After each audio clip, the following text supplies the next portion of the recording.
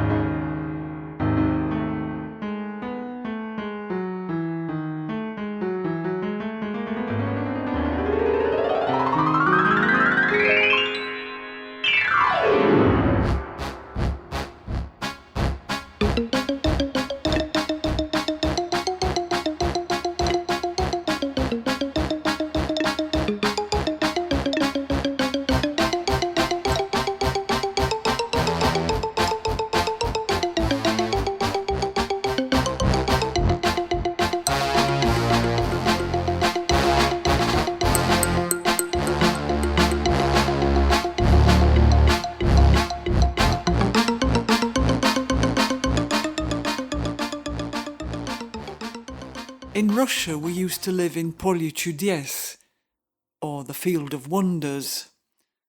There was a game show on TV called Polye Chudyes, where contestants could win cars or trips to Turkey, and our dreary high-rise estate on the outskirts of Moscow was nicknamed with heavy irony in its honour. From Polye Chudyes to work, it was a long ride in a marshrutka minivan through Moscow's choking traffic jams, and we really only went home to sleep. But now we had gone from the Field of Wonders to the Field of Angels, Budapest's Angelfold district. Our flats were in a cul-de-sac that felt rather like a village, but it was only a 10-minute walk to the number 14 tram, and we were in the city centre. We could come and go many times a day, and our flats were where life happened, not where we crashed in exhaustion after work.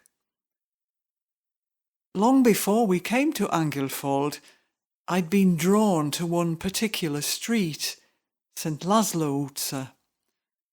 It was an ordinary street, really, but it attracted me more than Budapest's fine tourist spots because of its interesting mix of architecture.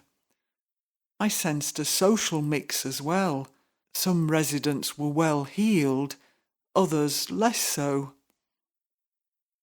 One summer, before Vitaly came to live with me, I walked up and down St. Laszlo Utca obsessively, photographing nearly every building. Little did I know that we would eventually have a home just round the corner. Angelfold was an old industrial district, slowly being gentrified. It had beautiful old apartment buildings that predated communist times, Soviet-era panel blocks, and smart new flats owned by the up-and-coming. I loved the ochre colours and the textures of brick, stone and corrugated iron. Through rusty gates you could peep into hidden courtyards, and there were small textile workshops, garages and little bars that the tourists never visited. It was a bit like Russia, only softer somehow. I felt the connection when I saw birch trees in the children's playground, Ribina or rowan turning red in August. To be honest, even though I'm English, I was rather homesick for Russia, because I had, after all, spent most of my adult life there. In Budapest, I found comfort in the familiar atmosphere of the old Soviet bloc. It seemed there was a good balance here between East and West. And then there were the neighbours. Back in Moscow, I'd written a regular column for my newspaper called Samotyotny Lane, which was about my exploits as a foreigner and the lives of my Russian neighbours in the turbulent period of market reform. There was a cast of colourful characters, and they were all, if not drunk as lords, then mad as hatters. There was Tanya, the shopkeeper from hell, who used to throw vegetables at her customers and couldn't get used to the new "customer is always right" culture. And there was Blousy Tanya, another Tanya, who was mother to the black marketeering bad lads living downstairs. Constable Botcherov tried to keep us all in order, but whenever I got into a scrape, it was always the bad lads who came to my rescue, never the plodding policeman. When Vitaly and I moved to Angelfold, we of course got Hungarian neighbours. We didn't know what to expect. Parlinka parties and fist fights at midnight? But with them, it turned out to be far less of a soap opera. I think at first our neighbours thought we were rich foreigners who bought flats in their block as an investment. But when they understood we were actually intending to live with them, they were impressed. We won their hearts when we volunteered to clear rubbish that had piled up as new residents moved into the building. After that, they could not have been more welcoming.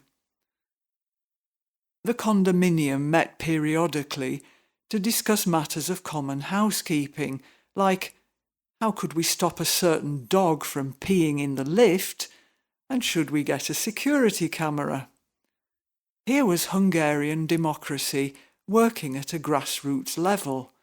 Every neighbour had their say and voted on each issue. One neighbour noticed I wasn't saying much at meetings, and in correspondence, resorting to Google Translate. He wrote to me in good English and said if I ever needed any help, I shouldn't hesitate to ask. Later he fixed problems for us, such as the registration of our water meters. And his delightful wife brought homemade biscuits at Christmas. There was a lovely quality to this Hungarian neighbourliness. If we ever asked for anything, our neighbours responded promptly and warmly. But if we didn't ask, they had the tact and good manners to leave us alone. It was not a crushing bear hug, but a gentle embrace that made us feel accepted as the newest residents in the field of angels.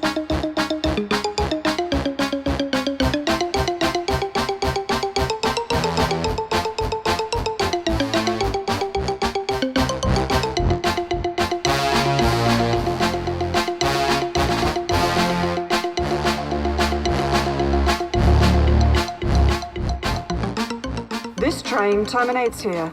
Goodbye.